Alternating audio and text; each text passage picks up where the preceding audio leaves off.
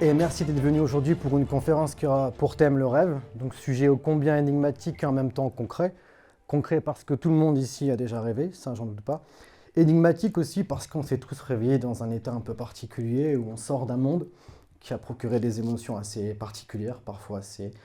on est frustré de sortir du rêve parce qu'on était dans une espèce de satisfaction et de joie inhabituelle, ou à l'inverse, on sort d'une angoisse terriblement pesante et on se dit heureusement qu'on en est sorti. Et quand bien même on en sort, on se sent parfois aussi ça nous poursuit durant la journée et que notre état d'esprit est fortement imprégné par un rêve qui est parfois très difficile de comprendre, mais néanmoins qui induit en nous voilà, un état d'esprit, des sentiments particuliers. Donc le but, ça sera que vous ressortiez d'ici, alors avec des réponses, c'est une garantie, mais surtout en vous posant des questions. Parce que je considère que, comme beaucoup de gens je crois ici, qu'une bonne production, par exemple un bon film vous apporte des réponses, mais un très bon vous permet de vous poser des questions. Donc, je prétends que vous pourrez sortir ici avec des réponses, mais beaucoup de questions. C'est l'objectif qu'on s'est fixé ensemble avec l'équipe. Donc, on va se présenter. C'est important aussi de savoir qui on est, ce qu'on fait. Alors, il se trouve qu'on a un cabinet de consultation en biosémantique. C'est un domaine consistant à prendre en compte toutes les sciences humaines de manière à éclairer ce qu'est l'humain et lui permettre, sachant qu'aujourd'hui c'est assez difficile, de se situer dans toutes les circonstances de vie, à savoir le couple, le travail, et puis toutes les relations voilà, interpersonnelles possibles et imaginables. Et donc dans ce cadre-là, à titre collectif et individuel, on a été amené à étudier bon nombre de rêves. Alors moi, en tant que thérapeute, j'ai accompagné d'ailleurs des gens qui sont ici présents, donc des personnes en traduisant les rêves, et ça a eu des effets extrêmement intéressant. Pour l'intégralité des gens qui ont pu bénéficier de cette approche, il y a eu des changements vraiment bouleversants pour certains et vraiment satisfaisants aussi pour d'autres. En tout cas, les résultats que j'en ai tirés m'ont conduit à vouloir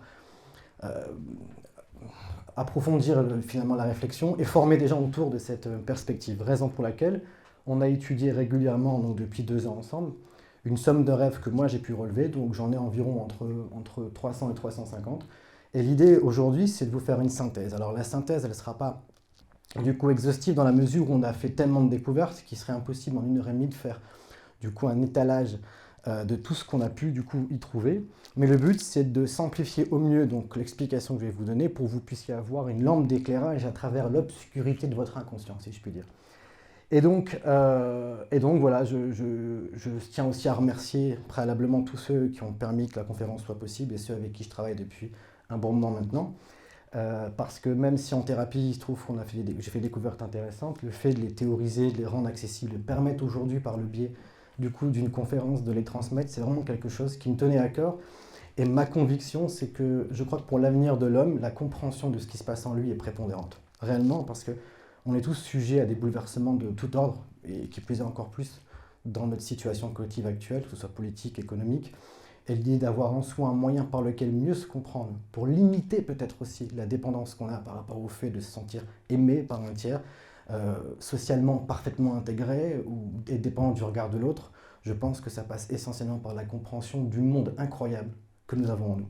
Donc ce sera le sujet aujourd'hui de la conférence. Et on va commencer du coup d'emblée par une petite rétrospective consistant du coup à savoir la façon dont, à travers l'histoire, les rêves ont été considérés. Parce que vous allez voir qu'en réalité, ce mot-là a des acceptions, des significations différentes au cours de l'histoire, et celle qu'on s'emploie à utiliser régulièrement aujourd'hui, la signification du rêve, est tellement différente de celle qui dominait le passé que ça peut être très très instructif de savoir où on en est par rapport à ça, et l'intérêt du coup, vous verrez, des travaux qu'on vous propose aujourd'hui de découvrir.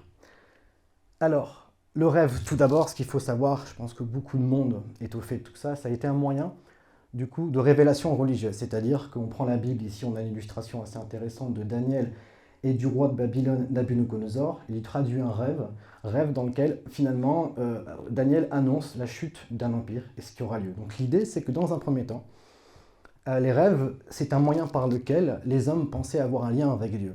À savoir, on vous envoie une vision, un message, et à partir de ce message-là, il serait judicieux d'envisager une construction morale propre à ce lien. Donc on sort de l'aspect purement biologique, on n'est pas seulement des animaux pour se reproduire, mais on a accès éventuellement à une source d'information qui peut consolider la vie humaine et éventuellement la structurer moralement, avec aussi les dérivatifs qu'on connaît, mais la question est de se demander la façon dont les rêves étaient considérés à l'époque. Il s'agit de dire qu'à cette époque-là, donc on va dire la première époque des civilisations émergentes, il y a à peu près 10 000 ans, ça a commencé d'ailleurs avant avec aussi Babylone et Gilgamesh, mais bon, on ne va pas aller trop dans le détail historique. L'idée, c'est de mettre en évidence le fait que le rêve, dans cette époque-là, était un message de Dieu pour aider l'homme à s'organiser.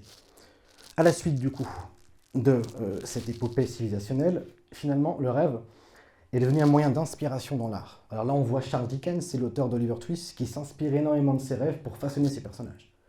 Donc on passe d'une période où le rêve est un message de Dieu à une période où le rêve révèle de l'inspiration permettant à l'homme de créer.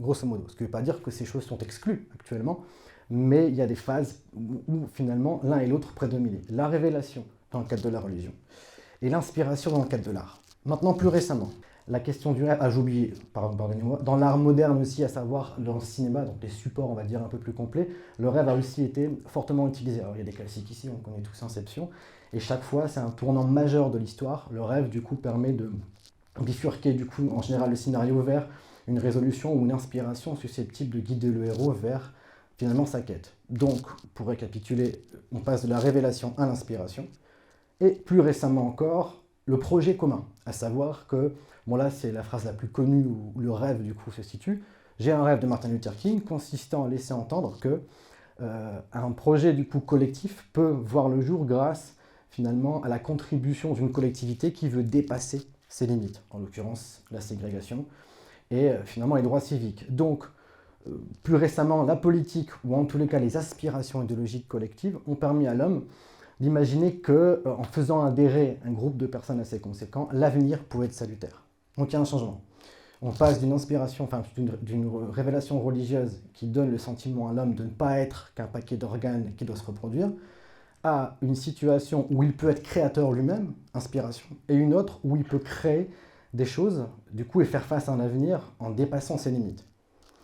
Alors maintenant, la question du rêve, individuellement parlant, c'est là qu'il y a un chamboulement dont on ne se rend pas forcément compte, mais qui est extrêmement, comment dire, important dans notre histoire. Alors la question du rêve aujourd'hui, c'est plutôt la question de l'émancipation individuelle. Vous savez tous aujourd'hui que la question du bonheur est centrale. C'est même une injonction presque au bonheur. Il faut être heureux, il faut réaliser ses rêves. Mais c'est pas si évident que ça dans l'histoire.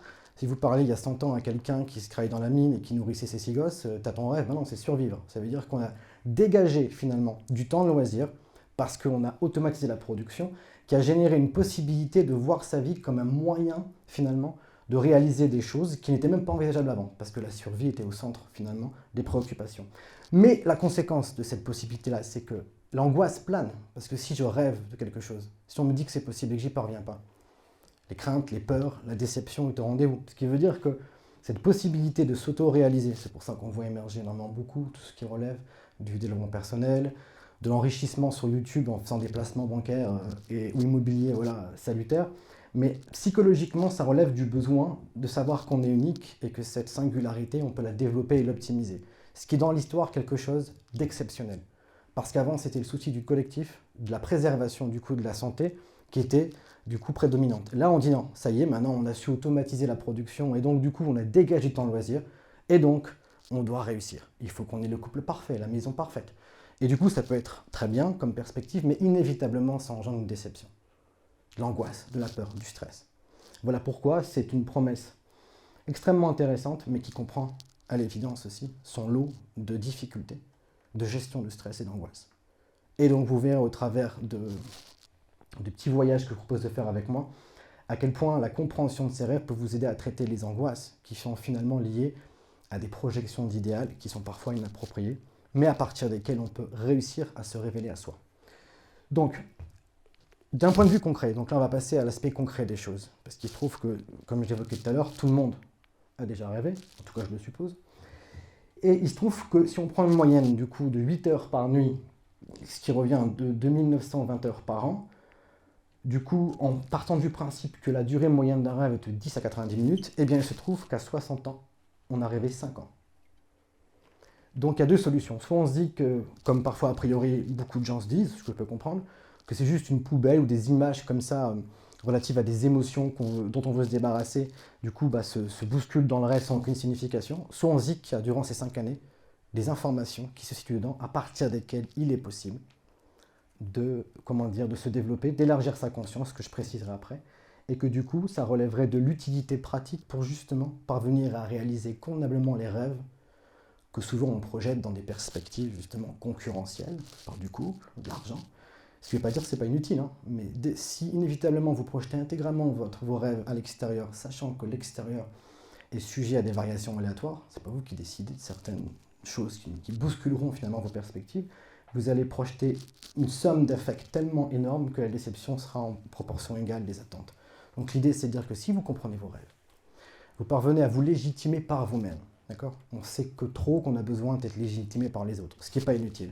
Mais si on parvient à le faire par nous-mêmes partiellement, alors là, on réduit l'attente qu'on a d'être apprécié par les autres. Vous voyez, si Descartes disait « je pense donc je suis », je pense qu'aujourd'hui, on dirait « je suis aimé donc je suis ».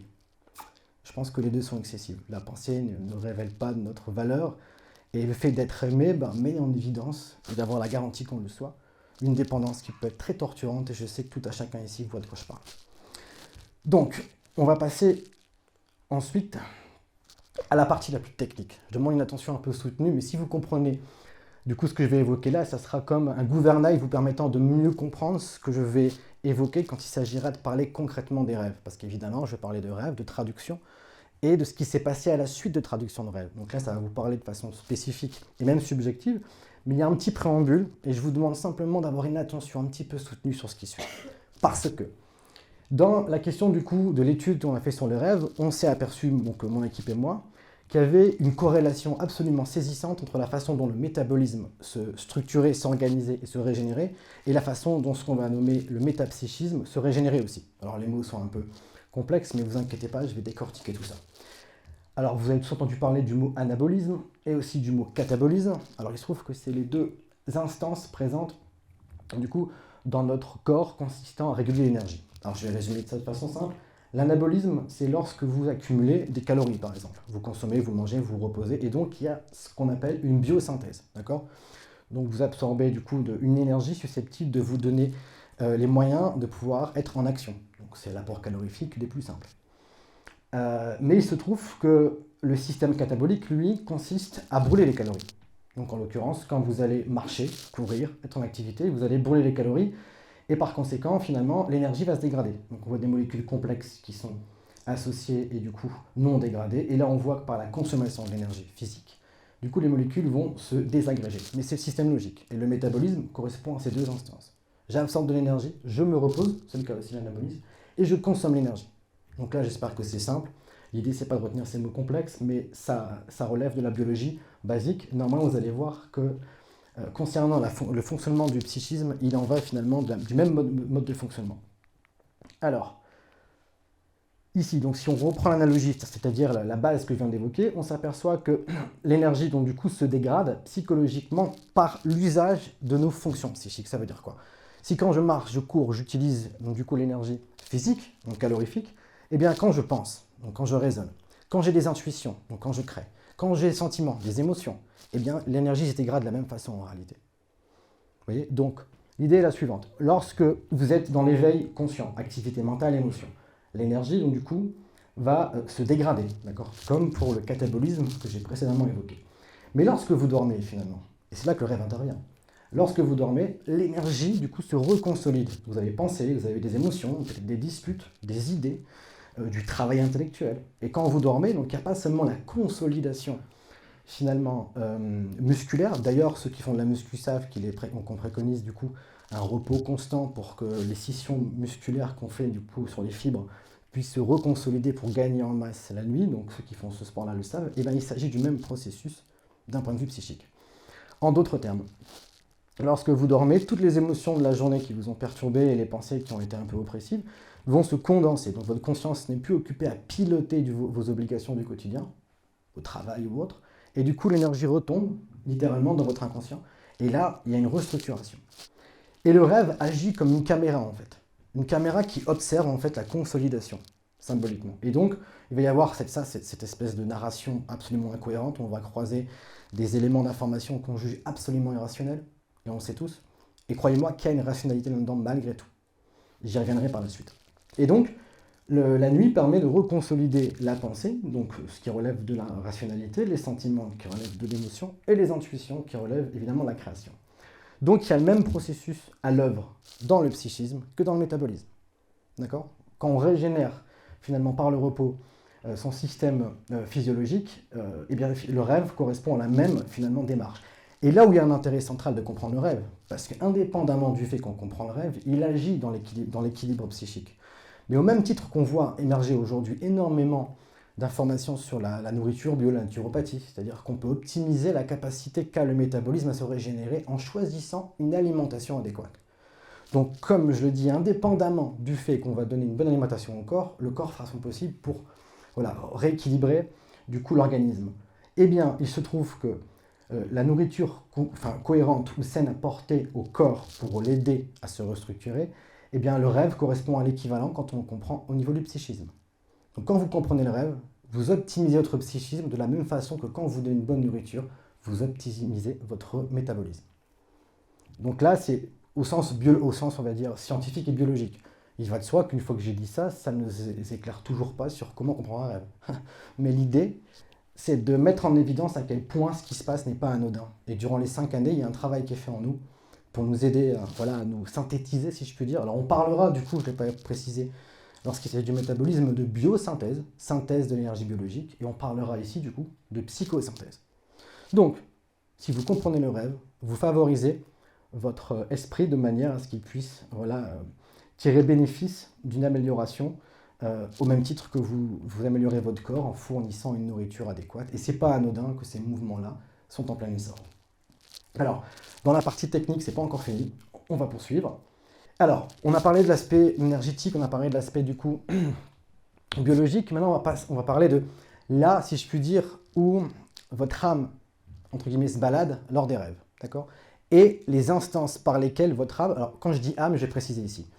L'âme, c'est tout ce qui relève de la vibration, des émotions, c'est-à-dire de tout ce qu'on ressent. Et quand on parle d'esprit, c'est plus ce qui va relever de la réflexion en fait. On a besoin, pour vivre, de penser, de coordonner nos mouvements, mais on a besoin de ressentir.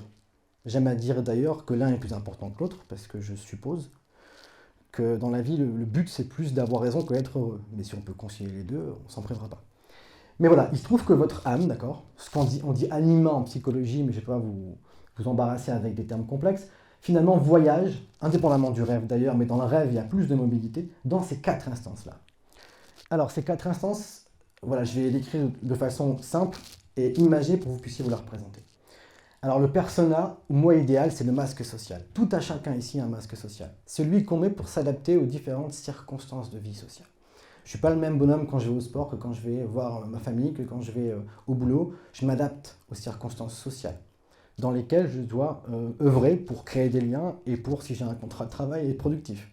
Donc le masque social, c'est celui sur lequel on s'appuie pour pouvoir varier notre vie du coup en communauté. Donc il n'y a pas lieu de penser que c'est inadéquat et illégitime de faire usage d'une posture parce que c'est nécessaire. On ne peut pas se comporter de la même façon partout. Sauf que le danger, c'est quand on confond finalement ce qu'on est, ou ce qu'on aspire à être, avec un rôle social. Vous voyez, il faut savoir retirer les masques quand c'est possible. Et donc juste en dessous finalement de ce persona, c'est moi idéal, il y aura le moi conscient. Alors lui, il est simple, c'est quand on se voit dans la glace et qu'on se demande qui on est.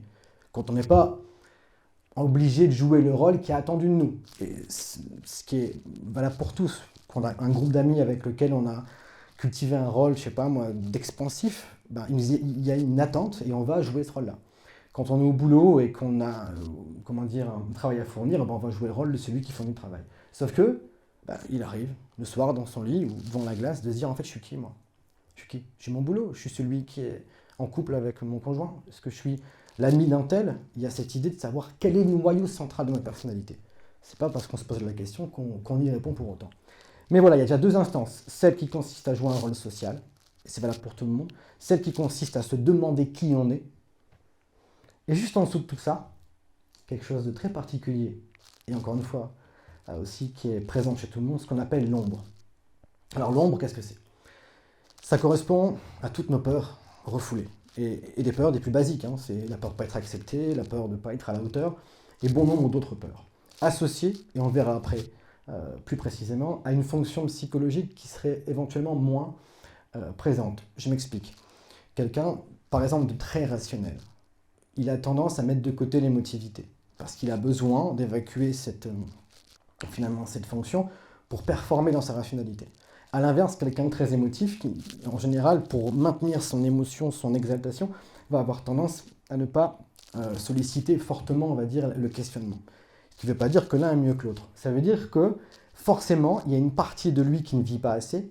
Donc, pour le rationnel, les sentiments sont relativement inexistants, puis on verra toute une posture. On verra le type psychorigide, qui marche droit, qui ne bouge pas. En général, on peut être sûr que les sentiments sont refoulés. Donc, son ombre, c'est la conjugaison des peurs et des craintes, des frustrations en couple, des frustrations au boulot, de ne pas avoir eu la prime qu'on méritait, de ne pas avoir été considéré à sa juste valeur, de ne pas avoir eu la fille qu'on souhaitait avoir. Tout ça associé à une tendance psychologique qui est relativement peu existante chez nous, et c'est le cas de tout le monde. Donc, vous voyez, déjà derrière le masque social, derrière comment on se perçoit nous-mêmes devant la glace, il y a encore quelque chose, à savoir nos peurs, nos craintes, et ce qui est, du coup, chez nous, nécessairement moins spontané. Mais vous verrez, on peut l'atteindre et on peut réussir à le faire remonter à la surface. J'aime à dire du coup à mes étudiants, à mes patients, que finalement l'ombre, ça correspond à du pétrole brut. Ça veut dire que c'est en dessous, c'est une énergie qui n'est pas raffinée. Et l'idée, c'est quand on comprend les rêves par exemple, c'est de réussir à raffiner ce pétrole brut pour le faire remonter à la surface et étendre la conscience. Vous verrez après précisément ce que je veux dire lorsqu'on parlera effectivement des rêves. Alors là, on passe aussi à quelque chose de prépondérant. Soi ou imago Dei, ce qui veut dire image de Dieu. Alors là, ça peut être, particulier à évoquer dans la mesure où ça relève en partie des croyances, mais des croyances inconscientes. L'idée est la suivante. Il y a en nous une instance qui a besoin d'idéal. Alors on peut le projeter sur un conjoint, sur du matériel, sur un projet, sur quoi que ce soit, sur une maison. Et en réalité, cette projection idéale aurait une origine, une source à partir de laquelle elle peut être projetée, qui serait finalement l'archétype de Dieu. Alors, il se trouve que nécessairement, on a besoin de mettre de la valeur dans les choses. Alors, parfois, on en met tellement qu'on finit par dépendre de l'être aimé ou du projet qu'on a mis en place. Et l'idée que moi, j'avance, c'est qu'il est possible de maintenir ce lien avec le monde pour lui procurer une valeur, mais de maintenir aussi une partie intacte de l'archétype de Dieu, qui implique une relation avec ce qu'il y a de plus important en vous, qui, partiellement, n'est pas dépendante de l'approbation du monde. Partiellement. Il ne faut pas être utopiste. On ne vivra pas dans la forêt en reclus, on vit en société. L'approbation est nécessaire, mais vous savez tous que parfois elle est débordante, oppressante, et elle peut générer des tensions énormes. Donc il y a en nous un système de valorisation qu'on appellera l'archétype du soi, et qui est projeté sur une valeur extérieure, mais qu'il faut réussir finalement à déblayer un peu pour la rendre autonome, histoire évidemment de moins dépendre du regard des autres. Ce qu'on s'évertue à dire en ne pensant pas vraiment, quand on dit « moi je me fous du regard des gens », en général c'est faux, c'est parce que tu en dépends que tu le dis. L'idée, c'est réussir réellement à parvenir à réduire et pas supprimer cette nécessité. D'ailleurs, il y a une phrase de Victor Hugo qui est excellente à ce sujet. Quand on lui demandait qu'est-ce qu'était Dieu pour lui, il disait c'est la totalité vivante de ce vers quoi notre cœur se dirige. La totalité vivante de ce vers quoi notre cœur se dirige. En d'autres termes, c'est la jonction de tous nos désirs vers un idéal extérieur. Dieu, c'est ça. C'est la possibilité qui vous est d'aimer vos enfants et vos proches, et à partir d'une réalité intérieure que vous vous évertuez à projeter sur des relations ou sur des projets. C'est ça l'archétype de Dieu, et la phrase de Victor Hugo est extrêmement pour moi pertinente à ce sujet. La partie technique n'est toujours pas finie. Maintenant, on va voir notre station de pilotage, on pourrait supposer, à savoir qu'est-ce qu'il y a en nous comme modalité d'expression de notre âme. Il se trouve évidemment que tout à chacun est amené à penser, réfléchir. Donc c'est souvent le cas après avoir vécu une situation qui implique un retour, une réflexion. Donc on pense, c'est une nécessité. On ressent, donc c'est les sentiments. Inévitablement, le sentiment est quelque chose de central. J'aime à dire aussi, quand je parlais tout à l'heure de la phrase de Descartes, je pense donc je suis, qu'elle est fausse dans la mesure où, enfin fausse partiellement, je ne m'aventurerai pas à dire que Descartes dit des bêtises, mais si on réfléchit par exemple à la valeur d'un individu, votre enfant, quand il vient au monde, la pensée arrive en général autour de la 5-6e année. Mais avant qu'il ait une pensée, il a une identité. Il suffit qu'il puisse vous sourire, vous regarder, pour que vous puissiez avoir l'impression qu'il est. Donc avant, finalement, que vous puissiez définir comme étant un individu à part entière, avant qu'il ait la pensée, il y a déjà l'identité. Vous voyez ce que je veux dire? Parce que par l'émotion, il existe. Donc au commencement est l'émotion, supposément. Et ensuite, l'abstraction vient après. Le sentiment est prépondérant. Et donc, la partie sentimentale relève du champ émotionnel, la partie pensée relève du champ rationnel, la partie intuition, là, c'est la créativité. Alors là, c'est une fonction assez spécifique qui permet du coup d'avoir accès à des informations subtiles qui souvent permettent du coup aux créatifs d'œuvrer et de se différencier par une capacité voilà, spécifique dans la création. Et souvent, du coup, le problème, c'est que ces gens-là, du coup, sont très marginaux. Parce que dans l'exacte mesure où ils ont besoin de se mettre en dehors du monde pour faire valoir leur créativité, et en général, ils sont dans une posture sociale pas toujours normative. Raison pour laquelle la fonction qui est la plus opposée est sensation, qu'on pourrait assimiler à une fonction pragmatique. Ça relève du corps et du côté pratico-pratique. Donc si je devais caricaturer brièvement chaque, finalement, fonction psychologique, alors il se trouve qu'on a tous ces fonctions en nous, mais une prédomine de façon assez majoritaire.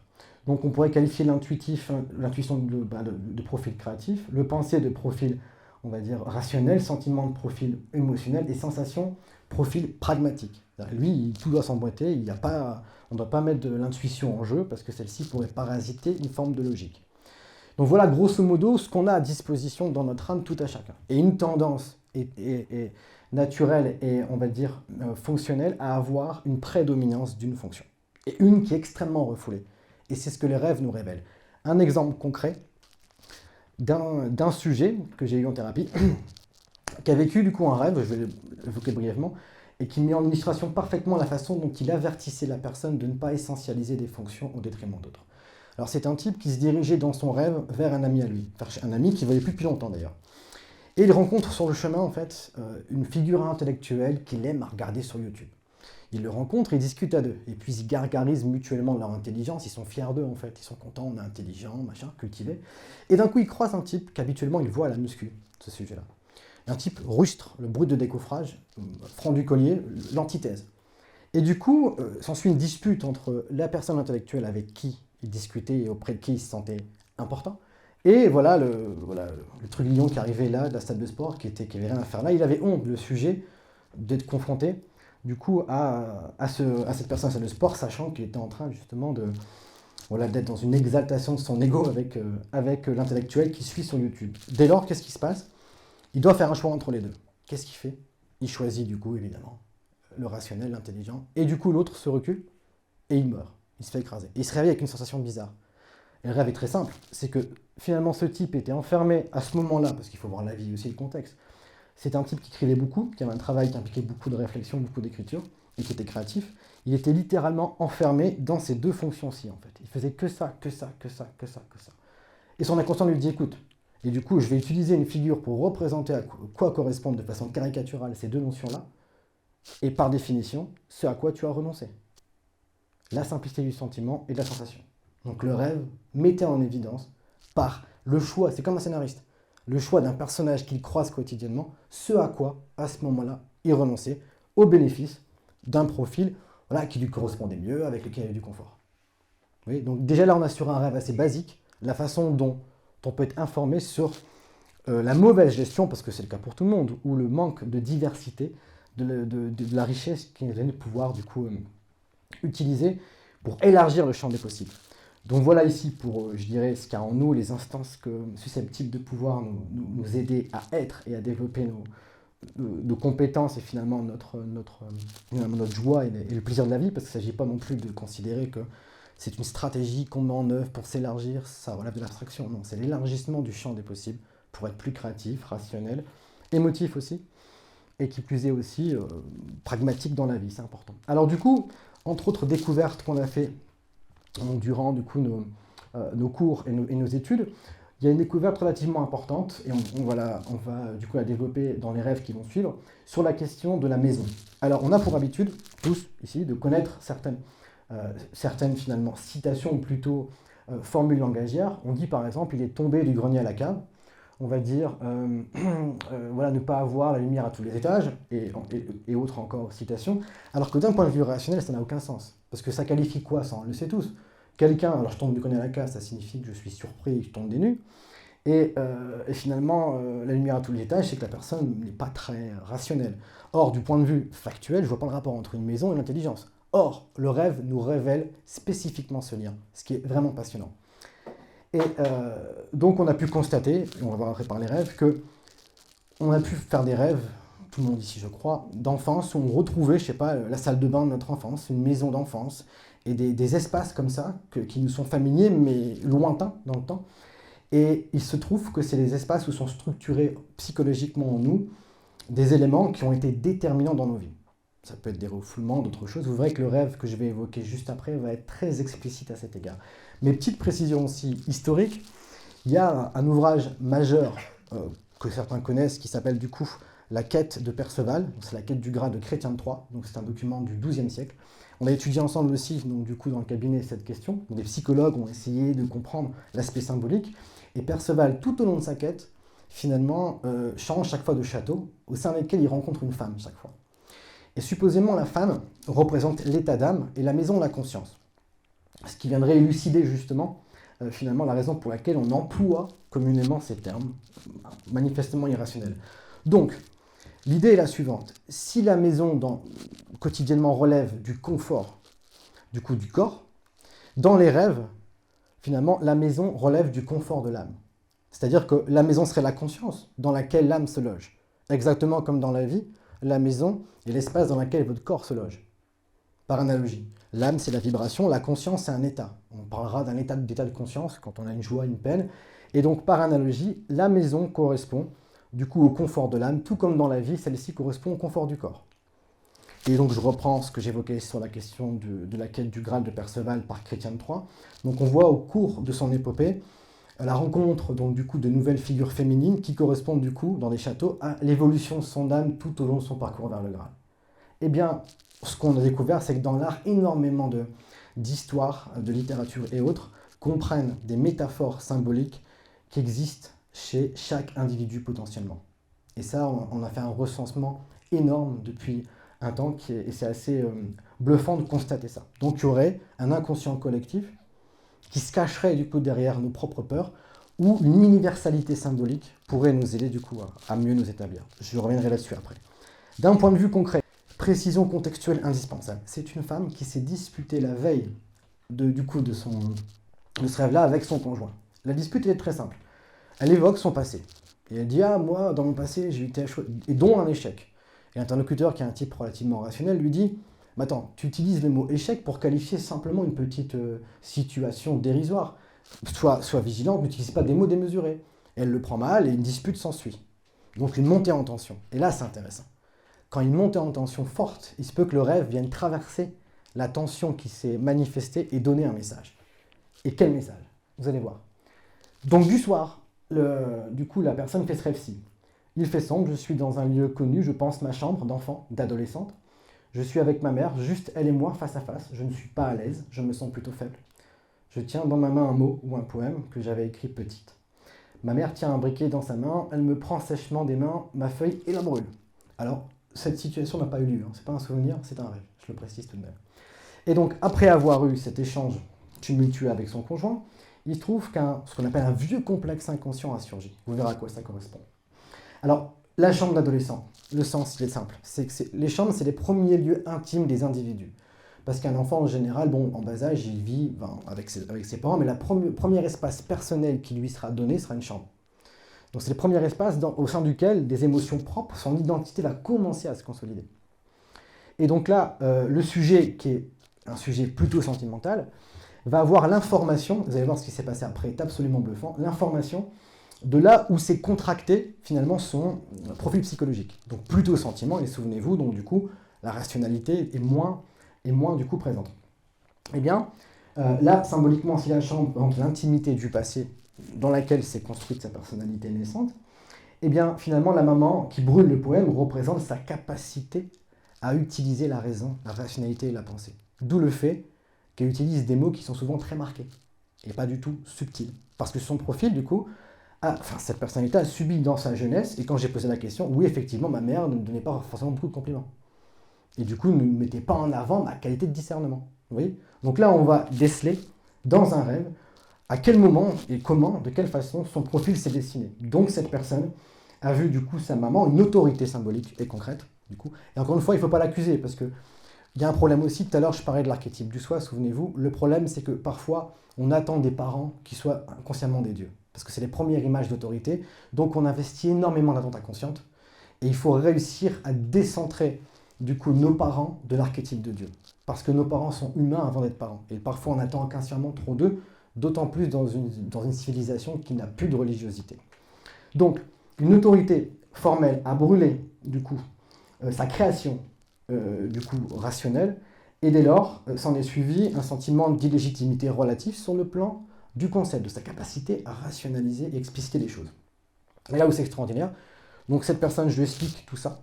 Voilà, il se trouve que dans ta jeunesse, probablement, tu as subi, ou subi c'est un grand mot, mais on t'a identifié comme quelqu'un de plutôt émotif et pas doué sur ce point-là. Du coup, tu as répondu à l'étiquetage, parce qu'oubliez pas qu'un enfant, et ça c'est hyper important ce que je vais dire là, il ne faut pas l'étiqueter rapidement. Souvent quand un enfant est manuel, on dit « ah, t'es manuel ou t'es intellectuel ». Parce que lui, quand vous lui dites simplement qu'il est ça ou ça, c'est comme une clé d'entrée dans la collectivité. Il se dit « grâce à ça, je suis considéré ».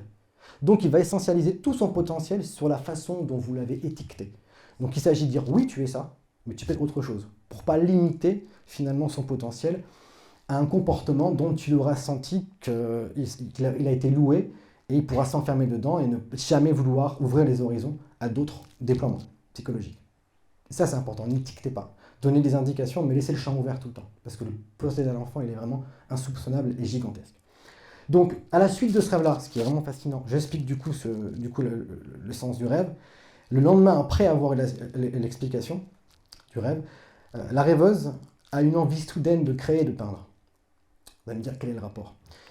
Alors, une tension énergétique comme celle que j'ai décrite là, c'est comme un nœud en fait, un complexe énergétique. Et quand la conscience, la compréhension amène à savoir d'où vient en fait ce complexe, entre guillemets, ce complexe inconscient, vous libérez l'énergie, et l'énergie a besoin d'une pente d'écoulement, c'est-à-dire de s'exprimer, parce qu'elle est libérée de la tension qui a été contractée durant l'enfance, en l'occurrence pour cette situation. Et donc, le sujet s'est mis à peindre. Donc, vous voyez, comprendre un rêve a permis de libérer une tension, en pardonnant aussi, c'est fondamental, aux parents, et en supposant que c'est ni des dieux, ni finalement ni autre chose que des dieux, à savoir des gens sur qui on peut compter, et des gens qui font leur mieux en tant qu'humains, avant d'être des parents, pour essayer de procurer le meilleur à leurs enfants. Et c'est important de l'avoir en tête. Donc, chose vraiment pas anodine, cette personne, en ayant compris ce qui jouait en elle, ce qui s'est structuré progressivement dans sa vie, a libéré une tension énergétique qui a crié pour s'exprimer sur un plan particulier, en l'occurrence celui de l'intuition et de l'art.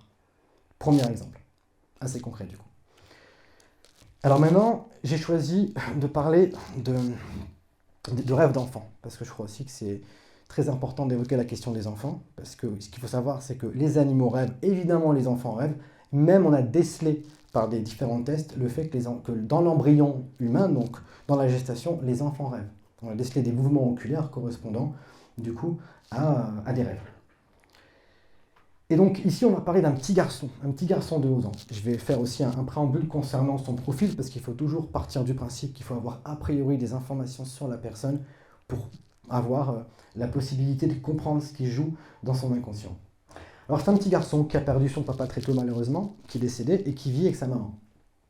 Et c'est un petit garçon chez qui on décèle énormément, pas de fragilité, mais en même temps de créativité. C'est un petit garçon qui attend toujours d'être aimé, d'être considéré. Il n'y a pas eu la figure du père qui a pour rôle de tirer un peu le garçon des jupes de la mère et dire « tiens, va dans le monde faire ta place ». Tandis que la maman, naturellement, elle le couvre. C'est un équilibre, évidemment. Et donc, ce faisant, il a 11 ans, donc il est préadolescent. Et puis, c'est un petit garçon, il n'aime pas les gros mots, puis il n'aime pas quand les copains ils se battent. Donc évidemment, les copains, ils reniflent le fragile. Et puis, parfois, comme vous pouvez le supposer, c'est un peu la tête de Turc. Donc, il conserve une sorte de naïveté, d'innocence, à laquelle il se doit de renoncer parce qu'il va rentrer au collège et là, ça va être difficile. Et donc, on a déjà a priori un profil, entre guillemets, un peu, comment je pourrais dire ça, naïf, innocent, mais qui plus est, cette innocence-là, elle n'est pas négligeable parce que s'il la maintient, il aura une source de créativité plus tard qui lui sera utile. Mais néanmoins, voilà le profil. Et là, il fait un rêve qui est extraordinairement significatif. Donc, il y avait la chatte, donc je resitue ici, il y a une chatte qui se dirige régulièrement vers du coup l'appartement de sa maman et qui nourrissent régulièrement. Mais là évidemment c'est le rêve, mais il s'agissait d'elle dans ce rêve, qui se rend toujours chez maman. Il y avait aussi un chaton blanc qui n'avait pas de famille. Du coup la chatte s'occupait de lui, ils sont rentrés tous les deux dans l'appartement. Il restait de la pâtée pour chat. On en donne au chaton, le chaton est venu dans ma chambre, après ils sont repartis dehors et le chaton est mort. Alors on fait exprès de retranscrire le plus fidèlement possible. L'idée c'est de ne pas restructurer le message parce que ce qui compte c'est qu'il sort de la bouche de l'enfant et des précisions qu'il donne lui-même. Donc, Alors là, encore une fois, on a la question ici de la chambre, je ne sais pas si c'est situé, mais oui, voilà, il vit dans sa chambre à lui, donc l'enfant. Et le chaton, le chat, symboliquement au niveau archétypique, c'est un animal on parle souvent de Shaira, qui est beaucoup plus libre finalement que le chien, qui lui a tendance à être plutôt un animal qui sécurise un espace. Le chat, c'est plutôt celui qui va à l'extérieur.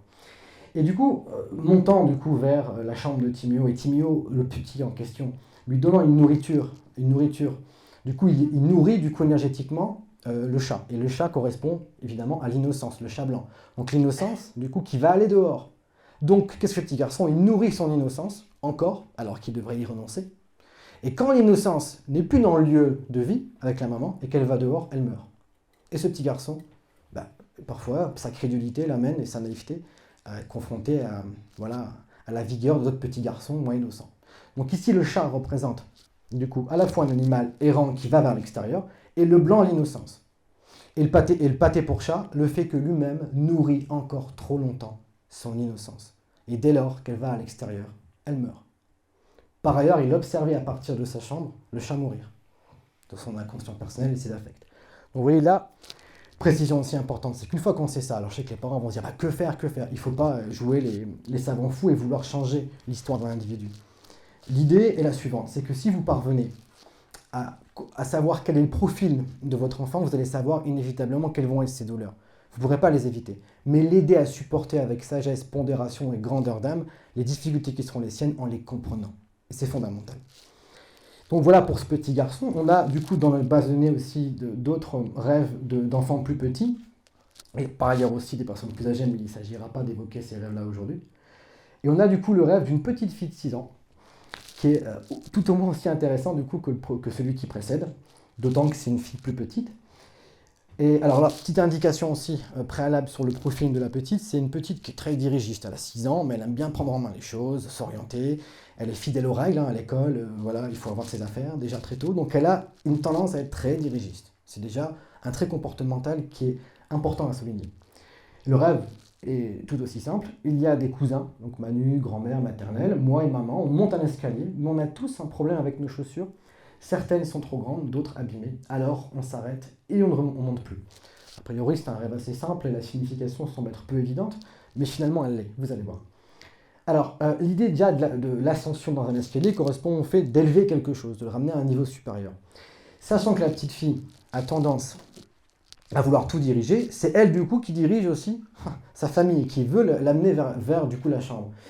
Et les chaussures trop grandes, c'est intéressant, lorsqu'on évoque souvent quelqu'un qui n'a pas finalement les épaules assez larges, ou alors qui n'a pas une veste qui n'est pas la bonne pour lui, on parle finalement qu'il occupe une place trop grande. Les chaussures trop grandes correspondent au fait qu'elle a prématurément déjà une tendance à agir comme une grande fille qu'elle n'est pas encore. Elle a des chaussures trop grandes. Par conséquent, elle n'arrive pas à faire remonter, du coup, à la conscience, les émotions. Parce que les émotions, c'est ce qu'on met de côté inévitablement pour pouvoir réfléchir et organiser. Donc cette petite fille étant dans une attitude tellement dirigiste de façon prématurée, le rêve lui dit « Attention, tu as des chaussures trop grandes. Tes émotions, ceux que tu aimes, tu ne peux pas les faire monter en haut à la conscience. » Et il se trouve que quand j'ai expliqué ça à la maman, ça corroborait avec son profil que j'ai pris le soin de vous indiquer. Vous voyez l'information précieuse qu'on peut avoir sur nos enfants. Je tiens à préciser aussi que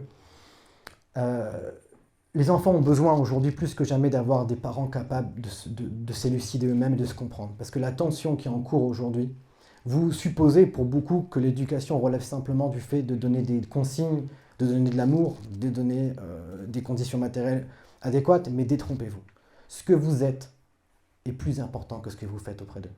C'est-à-dire, si vous avez des tensions énormes, des peurs, des craintes, inévitablement, l'enfant en aura. J'ai ici un souvenir d'un rêve d'une personne qui rêvait finalement qu'elle bousculait dans une maison des lunes, la lune correspond à la créativité, avec son fils, et son fils pleurait en fait.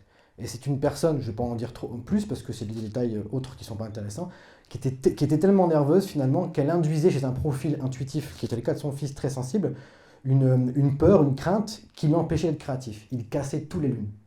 Parce que la maman, en voulant tout maîtriser, tout contrôler, inévitablement, elle portait préjudice. Ah, mais comment je vais faire? Mais comment ça va? Et en fait, cette tension-là, vous pensez qu'elle est virtuelle, vous pensez qu'elle relève simplement de quelque chose qui n'est pas apparent. C'est 10 fois pire que tout ce que vous... est 10 fois plus influent que tout ce que vous pourrez leur apporter sur le plan matériel.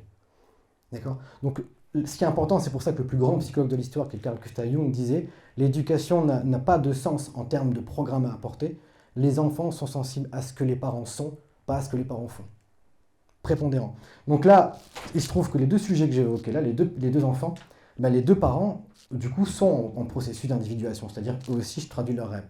Ce qui crée un moyen aussi, du coup, une relation hyper intéressante. Tout à l'heure, je faisais référence du coup à ce qui se passait la nuit, donc du coup dans nos rêves, et tout le processus énergétique qui est en cours. Mais aussi une chose importante, quand on dit à quelqu'un « T'as fait quoi aujourd'hui ?» La plupart des gens mentent en fait. Ils vont dire bah, « Je me suis réveillé, j'ai mangé... » Non, en fait, tu t'es réveillé, t'as pensé, t'as réfléchi, t'as eu des émotions. Il y a tout un monde qui a préfiguré l'action que tu décris lorsque tu prétends décrire ta journée. Est-ce que vous voyez ce que je veux dire?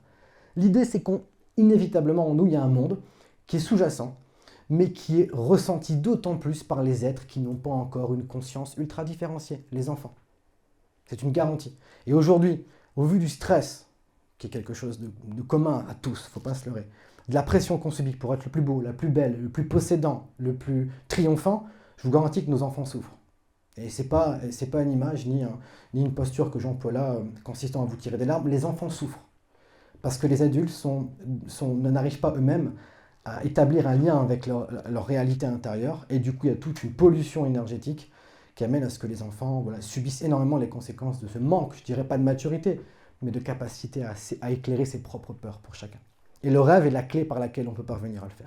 Donc j'ai choisi seulement 4 rêves dans l'ensemble, et maintenant la question qu'on doit tous se poser ensemble, c'est que ce que je viens de dire c'est bien beau, donc oui effectivement il y a en nous un truc, on pourrait comprendre, on pourrait éventuellement s'en servir, ça peut être compréhensif et peut-être utile. Mais dans un monde comme le nôtre, vous voyez, matériel, où tout se détermine par la quantité, d'accord? Alors qu'on sait tous que ce qui relève du besoin humain le plus important, c'est la qualité. Si je vous demande de me dire la quantité d'amour que vous avez pour quelqu'un, c'est pas possible. Parce que c'est une sphère qui relève de la qualité, pas de la quantité. Quand je parle à des gens parfois qui me laissent entendre qu'ils ne croient en rien, c'est leur problème et bien leur en face, techniquement. Mais si je leur demande de me dire ce à quoi ils tiennent le plus, ils vont me dire bah, je tiens plus à ça, parce que je l'aime. Je dis bah prouve-moi du coup que l'amour que tu as pour cette personne. Ils me disent, bah, je ne peux pas le prouver. Donc techniquement, ce à quoi tu tiens le plus n'est pas matériellement examinable. Et c'est le cas pour tout le monde. C'est la raison pour laquelle souvent les gens sont dans le lit de mort après avoir une vie trépidante, plein d'actions. Ils se disent, ah, il faut peut-être que je dise aux gens que je les aime. Et il y a cette idée que la qualité a échappé par un processus de quête de quantité en fait. Et donc c'est ça qu'il faut équilibrer tout en ne prétendant pas jouer les sages de la forêt et s'éloigner du monde classique, parce que ça ne marchera pas. Mais réussir à créer une autonomie intérieure susceptible d'amener une forme d'indépendance, c'est important. Aussi de charisme qui veut dire en réalité, ça vient du latin charis, qui veut dire grâce accordée par Dieu. Donc supposément, c'est le soi dont je parlais tout à l'heure, qui donne son énergie, qui vous rend plus accueillant et capable aussi d'accueillir une multitude de situations variées, d'émotions, et même de travail et de potentiel qu'on ne soupçonnait pas avant. Alors, les résultats qu'on peut espérer dans une société du coup matérialiste sont les suivants. Si maintenant, hypothétiquement, je vous dis que grâce à la traduction des rêves, vous pouvez améliorer votre capacité à raisonner, améliorer votre capacité de création, améliorer votre capacité à ressentir. On sait tous ici que les émotions parfois qui nous submergent, on les projette sur les autres. Alors évidemment, c'est une prime qu'on n'a pas eue, le collègue il a eu, puisqu'on a, de toute façon, il ne méritait pas. Et du coup, l'incapacité qu'on a à situer les choses par nous-mêmes plutôt que les définir à l'extérieur, c'est ce qui va alimenter l'angoisse, l'inconfort et le sentiment terrible de victimisation. Or, quand vous parvenez, notamment par les rêves, qui est un véhicule, si vous voulez, d'image qui permet d'élargir finalement l'expression de votre énergie, qui est répartie en pensée, en sentiment et en intuition. Quand vous parvenez à élargir ça, vous accueillez beaucoup plus de choses. La pondération, la patience, la capacité d'accueil des choses, la sagesse au sens large font partie de votre vie et du coup, vous avez le sentiment qu'aucune situation extérieure ne peut venir briser votre forteresse intérieure. Et c'est un résultat, sincèrement, que j'ai vu, parce que ce que je vous parle, ce n'est pas de la supputation, ce n'est pas de l'hypothèse. Je sais qu'il y a des gens ici avec qui j'ai travaillé qui ont vu leur vie changer grâce à ça. Je dis bien changer, radicalement. Voilà pourquoi je tenais à faire une conférence. Ce n'est pas seulement pour étaler un savoir, mais mettre en évidence quelque chose qui appartient à tous. Parce que quand on s'accroche à une idée politique, ça ne dépend pas de nous qu'elle triomphe ou pas. Par contre, si on part du principe que c'est à partir des clés qui sont en nous qu'on peut réussir à être en quête du bonheur et finalement à s'équilibrer et à s'émanciper, alors tout change et les projections se limitent. Ce qui ne veut pas dire que la question politique, il ne faut pas la traiter, mais c'est un espace relatif d'impuissance ou de toute façon c'est des contingences et des choses que vous ne pourrez pas gérer. J'ai fréquenté beaucoup de milieux comme ça, et passionné par l'idée de liberté et d'utopie d'un idéal, j'ai cru passer par là. J'ai beaucoup étudié la philosophie, beaucoup étudié la politique, et beaucoup de personnes ici savent ce dont je parle, et je me suis aperçu qu'en fait ça faisait qu'alimenter l'ombre des gens. C'est-à-dire il y a une communauté méchante, peu importe ce qu'elle est, et c'est celle qui nous empêche de nous émanciper. C'est pas dire que c'est faux, parce qu'il n'y a pas que des communautés qui nous veulent du bien en politique, c'est pas ce que je dis. Mais dans l'exacte mesure où vous pensez toujours à ce sur quoi vous n'avez pas d'influence, vous n'êtes pas occupé à construire l'espace au sein duquel tout votre pouvoir est disponible. Et c'est une garantie. Et donc, ce que je prétends moi, c'est grâce au rêve, on devient potentiellement nous-mêmes, c'est une certitude, et que par ailleurs, parvenant à élargir le champ des possibles de notre âme et de notre conscience, les relations interpersonnelles se bonifient. Imaginez si maintenant l'autre n'est plus un concurrent pour avoir accès du coup à une femme, un concurrent pour avoir accès à une bourse, un concurrent pour avoir accès à un travail, peu importe, mais un partenaire, parce que vous, quand j'ai une vidéo finalement, vous êtes dans votre parcours, vous combattez vos monstres intérieurs successivement. Alors quand vous vous décentrez sur l'autre et qu'il n'est plus un concurrent parce que votre bataille est intérieure, vous améliorez considérablement vos rapports avec les autres. Et tout change. La pression diminue, la peur s'atténue, et je dirais pas le salut, mais en tous les cas l'équilibre et la joie deviennent beaucoup plus savoureuses et constantes. Et donc les relations interpersonnelles le sont d'autant plus. Donc en conséquence, en guise du coup de conclusion, ce que je suis en mesure de pouvoir vous dire, et qui est clair, c'est que pour moi, on n'est pas sûr de réaliser nos rêves, mais ce que je vous garantis, c'est que les rêves peuvent absolument nous réaliser. Merci, et si vous le voulez, on passe aux questions.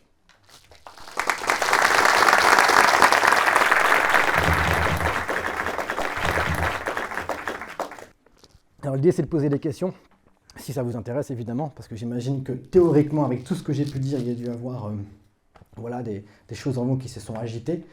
Et si vous le souhaitez, j'essaierai du mieux que je peux d'y répondre, sachant que j'ai montré qu'une très très petite partie de tout ce qu'on fait. On s'est, du coup, d'ailleurs je remercie toute l'équipe avec qui je travaille, parce qu'on a essayé vraiment de faire en sorte de filtrer au maximum toutes les infos qu'on avait pour que ça soit attractif, parce qu'il va de soi que quand on se rend dans des milieux plus élitistes, et bien évidemment on a un écho plus simple et on peut être abstrait, on peut utiliser des termes que j'ai d'ailleurs pris soin de ne pas utiliser, beaucoup plus difficiles, mais l'idée c'est de rendre ça à un public plus large, accessible, et pour prendre conscience de l'aspect salutaire vraiment du rêve. Et c'est à quoi je crois, parce qu'aujourd'hui, je ne pense pas qu'une religion nous sauvera, je ne pense pas qu'un parti politique nous sauvera, mais nos aspirations individuelles, on ne pourra pas les imposer non plus. Le bonheur est une quête qui est indispensable, et donc le rêve est un moyen par lequel on peut mieux savoir, mieux situer qui on est et comment réaliser finalement notre potentiel maximal, si je puis dire. Donc, si vous avez des questions, je suis ici pour y répondre. Oui. Est-ce que vous faites une distinction entre les rêves et les cauchemars ? Non, pas de distinction. Alors, dans la mesure où un cauchemar, c'est comme... Comment je pourrais dire ça ? C'est comme une alerte, en fait. Alors, je regroupe parce que le rêve, ça a une connotation positive, mais je regroupe les deux. Voilà. Non, le cauchemar, c'est comme un électrochoc. Et il va de soi qu'au départ, en thérapie, alors moi, je traite aussi des gens, non seulement des gens, entre guillemets, sujets à des pathologies, mais des gens aussi qui veulent juste se comprendre, s'élucider. Parce que c'est pas seulement une démarche consistant à soigner. Parce que je pense qu'on est tous un peu malades, dans ce sens où on n'arrive pas tous à souvenir nos désirs. On a tous des frustrations, tous des peurs. Mais le cauchemar relève d'un électrochoc, c'est-à-dire qu'il y a une tendance comportementale extérieure qui ne donne pas assez vie à des éléments qui veulent vivre. En général, c'est ça. Et du coup, il y a un choc qui vient du coup se figurer dans le rêve. Et par ailleurs, des cas de figure assez récurrents que j'ai pu rencontrer, c'est que des gens qui font des cauchemars récurrents et qui n'ont pas eu d'accompagnement finissent par avoir des dépressions en général, si les rêves se répètent. Et c'est quoi une dépression ? C'est quand tout le potentiel justement qui est en dessous de nos peurs n'arrive pas à remonter. En fait, l'inconscient collectif, c'est comme une fontaine qui veut toujours revenir à la surface et que le conscient le prenne pour pouvoir, en fait, comme de la peinture, s'exercer à créer la vie. Et si en fait, tu mécanises ta vie comme c'est le cas pour tout le monde, bah, l'énergie qui veut remonter n'arrive pas en fait. Du coup, au bout d'un moment, qu'est-ce qu'elle fait ? Elle sépare l'inconscient du conscient et la dépression.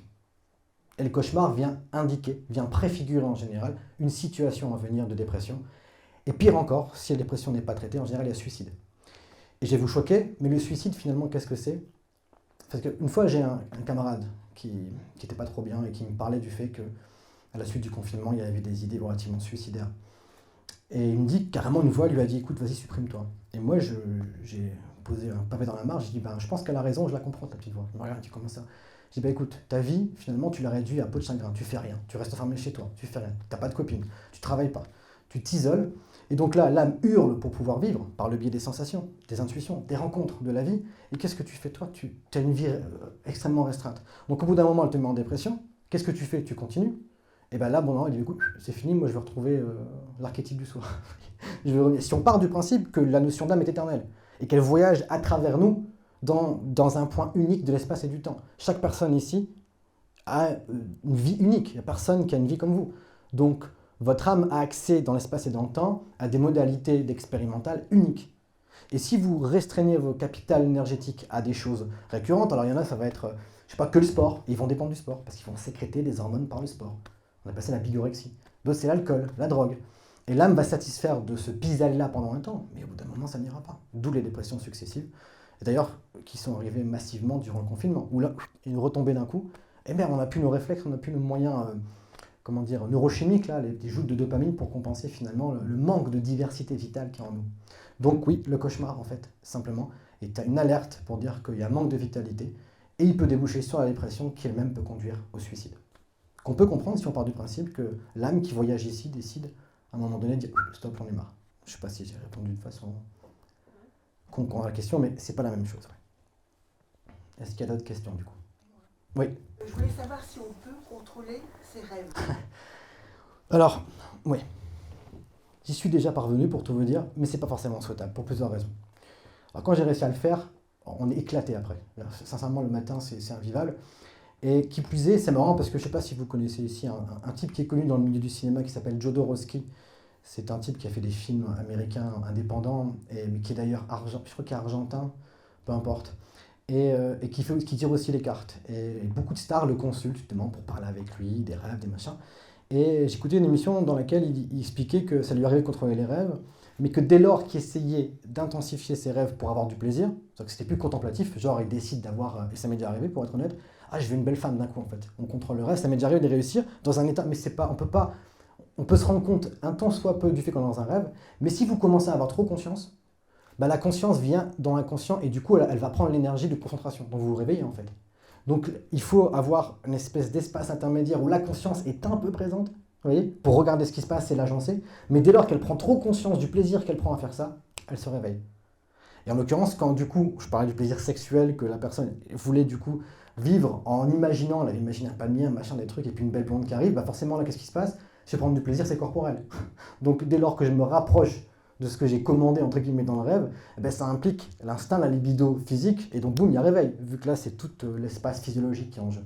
Mais oui, c'est possible, mais c'est pas souhaitable. Franchement, le contrôler, c'est quelque chose qui est très coûteux et qui peut être satisfaisant durant quelques instants, mais ce que je préfère moi, c'est vraiment ce que l'inconscient a à me dire en fait. Qu'est-ce qu'il a à me dire? Tu me montres un scénario, un film, je vais t'écouter. Plutôt que vouloir moi essayer de m'immiscer là-dedans, ce qui est possible, mais ce n'est pas nécessairement quelque chose pour moi de judicieux, c'est ce que je pense. D'autres questions? Ne pas rêver pendant une longue période, et puis après avoir plusieurs nuits de rêve. Ouais, donc ça c'est très significatif. Déjà, ne pas rêver, ça n'existe pas, on rêve tout le temps. Simplement, on sait que médicalement, si on ne rêve pas, on meurt. Simplement, c'est la capacité à se souvenir, d'avoir une trace mnésique du rêve qui est plus difficile. Maintenant, quand les rêves, on s'en souvient, c'est une période au cours de laquelle, en règle générale, il y a des situations importantes qu'on est amené à vivre, des enjeux majeurs, et du coup, le rêve vient du coup donner son message pour essayer d'appuyer une démarche ou compenser une souffrance. Vous voyez, moi, ça m'arrive régulièrement. À titre d'exemple, on a étudié des rêves à moi, du coup, il y a 2 semaines avec mon équipe, et en une semaine, j'ai fait 3-4 rêves hyper intéressants. On a mis du temps à les comprendre. Parce que j'avais des enjeux dans ma vie qui étaient importants à ce moment-là, et du coup là, le rêve les m'aidait. Mais dès lors qu'il y a un mécanisme, une régularité dans votre quotidien, les rêves sont moins prégnants. Ceci dit, fait hyper intéressant. Combien de personnes sont venues me voir en consultation et me disent ben, « moi je rêve pas ». Et avec l'argumentaire en partie correspondant à celui que j'ai développé ici, ils ont commencé à dire « ah putain ouais, ça tient la route ce que tu dis en fait ». Et là, comme par hasard, ils m'envoient un rêve le lendemain. Ça veut dire quoi? Qu'en fait, le rêve est toujours présent, d'accord? Il est là, il existe. Mais vous, votre conscience, elle est tout en haut. Mais dès lors que vous considérez en conscience que le rêve peut avoir une utilité, bah ça descend l'écran. Et là, comme par hasard, vous retenez un peu plus. Vous rêvez tout le temps. C'est à vous de vous rapprocher un peu plus. Alors, entre guillemets, c'est pas juste une démarche d'intérêt. Si votre intelligence dit « ah ouais, ça tient la route », vous allez voir que je suis convaincu que tout le monde ici aura des rêves significatifs dans les jours à venir. Ne serait-ce que par le fait que l'on ait parlé aujourd'hui et que, qui plus est, j'ai pu éventuellement un tant soit peu vous convaincre. Donc, pour répondre à ta question, Michel, ouais, le rêve, du coup. Euh, et quantitativement hyper présent dans des moments de vie où il y a des virages, ça veut dire des orientations importantes et des situations impactantes. Et là, il va être plus conséquent et il faut être à l'écoute d'autant plus dans ces moments-là. Mais à tout moment, on rêve tout le temps. Donc on peut dire que nos rêves, en fait, ils influencent nos vies. Exactement. Ils les influencent en dépit du fait qu'on les comprend même. Sauf qu'en les comprenant, on participe pleinement à une activité de manière à pouvoir nous réaliser et ne pas laisser trop de choses aux facteurs aléatoires. Vous voyez ? Par exemple, un truc que je remarque beaucoup, les premières fois que je traduis des rêves, il y a toujours un agencement spécifique, je dirais des entités ou des identités qui apparaissent dans les rêves. La personne a un travail, par exemple, et elle se retrouve avec quelqu'un souvent du sexe opposé. Alors, c'est relatif à l'anima. Alors, l'anima, l'animus. Chez les femmes, on parle d'animus. Animus, c'est l'âme, finalement, mais la partie masculine de l'âme de la femme, en fait, qui du coup se projette sur un homme pour avoir le lien, du coup, de couple. Et l'anima, c'est la partie féminine, du coup, de l'âme de l'homme, qui a besoin de la femme pour le vivre, en fait. Et du coup, dans les rêves, souvent les premiers rêves, j'observe qu'il y a ces entités-là qui apparaissent. Il y a une part, une figure, du coup, du sexe opposé, d'accord, désirable ou alors avec qui il y a une dispute, d'ailleurs une ex, souvent c'est le cas, et aussi une personne du même sexe. Et souvent, la personne du même sexe incarne l'ombre, que j'évoquais tout à l'heure. Et alors, ce qui se passe dans ces scénarios-là, c'est qu'il y a et du coup, à chaque fois, c'est pareil. Je dis, la personne qui était là, ce monsieur, si tant est que c'est un monsieur, le sujet, comment vous pensez quoi de lui? Et 9 fois sur 10, c'est une personne qui l'irrite. Non, lui, il est comme ça, il en fait des tonnes. Si c'est du coup lui un introverti, c'est une extraverti, il en fait des tonnes, il est sentimental. Et du coup, en fait, l'ombre va se manifester sous les traits de quelqu'un qu'on réprouve dans la vie de tous les jours. Et donc, on voit directement apparaître l'ombre incarnée par l'individu qu'on réprouve, une figure de notre âme qui correspond soit à notre conjoint, soit à une ex, ou si on n'a pas de personne, une figure féminine, on va dire, qui relève de notre désir en réalité. Et donc on va avoir des situations, des scénarios. Parfois des gens me disent « Ouais, mais j'ai rêvé que je voyais mon ex. » Est-ce que ça veut dire finalement que je la désire? Non. Ça veut dire qu'il y a une partie de ton âme qui est en partie coincée dans des considérations relatives à ton couple d'avant. Qu'est-ce qui s'est passé dans ton couple qui est resté à l'état, on va dire, antérieur, si vous voulez. C'est ce genre de choses, quoi. Mais ça ne veut pas dire quand vous voyez quelqu'un, vous l'aimez. C'est pas, vous l'aimez, c'est une chose, mais ça ne veut pas dire « Ah tiens, j'ai rêvé de lui, je pense que je l'aime encore. » Ça, c'est de l'autoconditionnement malsain. Non. Le rêve veut faire en sorte de vous désolidariser ou de diminuer l'interdépendance qu'on a avec les autres. Ça ne veut pas dire qu'on ne les aime pas, mais c'est-à-dire quand on focalise trop, on crée des liens de dépendance. Et comme j'ai tendance à dire, pour moi, les relations hommes-femmes, c'est non pas se dévorer l'un l'autre, mais avoir faim ensemble. Ne pas se dévorer l'un l'autre, mais avoir faim ensemble. Aujourd'hui, évidemment, les gens se dévorent entre eux. On crée des liens d'interdépendance énormes. L'autre doit nous délivrer de notre souffrance existentielle. Alors, si on a... Et les rêves, c'est intéressant. Tous ceux qui sont en couple et qui parlent de leurs rêves, c'est vraiment quelque chose qui fédère. Vous voyez, aimer, c'est voir ensemble dans la même direction, comme disait Saint-Exupéry. Et c'est vrai. Sauf que maintenant, l'autre est la clé de résolution existentielle de tous nos problèmes. Si je ne suis pas aimé, désiré, je suis rien. Et le rêve veut vous aider à dire « Calme-toi, tu peux l'aimer, mais aime-toi toi-même. » Vous voyez, c'est la phrase de Jung qui disait « Les vertus chrétiennes sont magiques, elles sont magnifiques. Quand on parle du prochain, il faut aimer son prochain. Mais qu'est-ce qu'on se dirait si on constatait que le premier prochain à aider, c'est nous-mêmes et qu'il hurle dans nos rêves ?» Voilà ce que je peux dire sur la question. Est-ce qu'il y a d'autres questions éventuellement? Oui. Tout à l'heure, tu as dit un truc intéressant. Tu as dit que si on voulait du jour au lendemain aller dans une grotte, ça ne fonctionnerait pas non plus. Et je voulais savoir dans quelle mesure ça ne fonctionnerait pas du coup. Alors, on rentre dans un sujet passionnant. J'ai enseigné beaucoup ça du coup auprès de mes collaborateurs parce que quand vous rentrez dans l'inconscient, c'est hyper tentant d'y rester. Alors j'ai des exemples à donner, par exemple d'artistes, d'écrivains dans l'histoire. Je pense à Hölderlin qui était un poète allemand et à Nietzsche, qui sont des gens qui allaient dans l'inconscient et trouvaient du coup dans l'inconscient l'inspiration pour leur création. Mais n'ayant pas de lien avec le monde, pas mariés, pas de femme, ils sombraient dans l'inconscient. Il faut avoir des liens extérieurs. Et donc la grotte, c'est quand on se réfugie dans un espace qui est satisfaisant, mais que du coup, on se dispense de revenir pour vivre avec les hommes. C'est l'idée. Alors, j'ai un exemple aussi très très particulier à citer. Je ne sais pas si vous connaissez Padre Pio. Padre Pio, c'est un prêtre italien à qui on attribuait des stigmates, ça veut dire sur les mains des traces des plaies du Christ. Et c'est des choses qu'on n'a pas su scientifiquement prouver. Il y avait même un don prétendu de bilocation. Il voyait à distance les gens, mais il y a un siècle de ça, documentaire hallucinant là-dessus. Et du coup, en me renseignant son histoire, je me suis aperçu que ce qu'avait dit Jung était véridique. Jung dit une phrase qui est extraordinaire. Il dit « Un arbre ne peut pas atteindre le paradis si ses racines n'atteignent l'enfer ». Ça veut dire quoi? Si vous voulez vous purifier, comme c'est le cas d'un Padre Pio, qui du coup, évidemment, sexuellement, il n'y avait rien du tout, il était isolé dans la forêt, donc il avait accès, pour moi, je crois, à des pouvoirs spirituels. Mais la conséquence, c'est que niant une partie de lui-même, de ses pulsions, de son corps, de sa vitalité, elle se retournait contre elle. Et du coup, ses partenaires de chambre, du coup là où il était en Italie, je ne sais plus, c'est San Giovanni de Rotondo en Italie, je ne sais plus dans quelle région c'est, disait qu'il était attaqué par des esprits limite. Parce qu'en fait, en niant une partie vitale finalement de sa réalité, donc les sensations, eh bien, certes, il avait des dispositions spirituelles particulières auxquelles je crois, mais par contre, il était attaqué démesurément par finalement des choses qui criaient parce qu'il ne pouvait pas. Le diable, c'est ce qui est divisé en nous. Diabolos, ça veut dire diviser en grec.